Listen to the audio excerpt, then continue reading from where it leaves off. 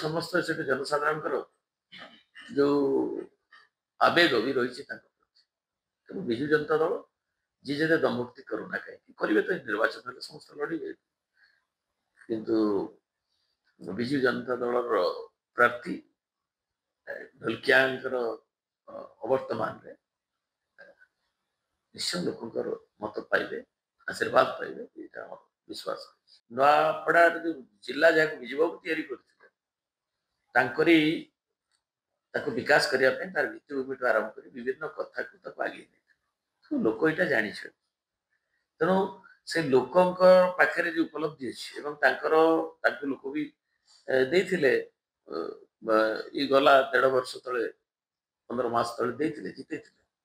ତେଣୁ ଲୋକଙ୍କ ଭାବନା ଅଛି ଯେ ଆମେ ତ ତାଙ୍କୁ ଦେଇଥିଲୁ 29 ଯାଏ।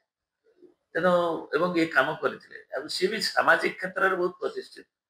ଆମେ ଯିଏ ଢୋଲକିଆଙ୍କ ପ୍ରତି ଲୋକଙ୍କର ସଦିଚ୍ଛା ରହିଛି, ବିଜୁ ଜନତା ଦଳ ପ୍ରତି ରହିଛି, ବିଜୁ ପଟ୍ଟନାୟକଙ୍କ ପ୍ରତି, ପ୍ରଭାତ ପୁରୁଷଙ୍କ ପ୍ରତି ସମ୍ମାନ ରହିଛି, ସେ ଜିଲ୍ଲା ତିଆରି କରିଥିଲେ। ଆଉ ନବୀନ ଜୀଙ୍କ ପ୍ରତି ଗୋଟେ ତାଙ୍କର ନେତୃତ୍ୱ ପ୍ରତି ଗୋଟେ ଭରସା ବି ଲୋକଙ୍କର ରହିଛି। ତାଙ୍କରି ବେଳେ ବିକାଶର କାର୍ଯ୍ୟକ୍ରମ ନିଆ ହେଇଥିଲା ଏବଂ ଢୋଲକିଆ ତାଙ୍କର ସହଯୋଗୀ ଥିଲେ। ତେଣୁ ନିଶ୍ଚୟ ଲୋକଙ୍କର ସଦିଚ୍ଛା ରହିଛି।